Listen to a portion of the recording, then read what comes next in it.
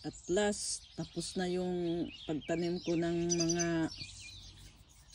cabbage, mga repolyo. Ito sila dito. Puro repolyo ito dito. Lahat. Ayan. Yung ano na lang, wala nang space dito mataniman. Puro na ito, occupied na. Ang ano na lang, yung ibang mga cauliflower, yung ibang natira na lang ang itanim ko sa ibang lugar. Yun. Wala nang space. Yun, maganda na sila tingnan. Itong garden na ito, tinawag ko itong square garden. Ito pangit na tingnan. Kasi 8 years na itong mga net ba, nakakover itong garden na ito. Kasi special ko ito dito ng mga gulay.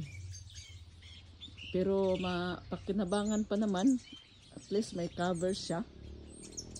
Ito na lang asparagus ang asikasuhin ko. Ang dami pa namang leso. Itanim ko naman ito. Grabe naman kadaming leso. Ito yung cauliflower yan. Asparagus. Oh gosh. Yun. Tapos na at last. Finish. Thank you for watching. Bye.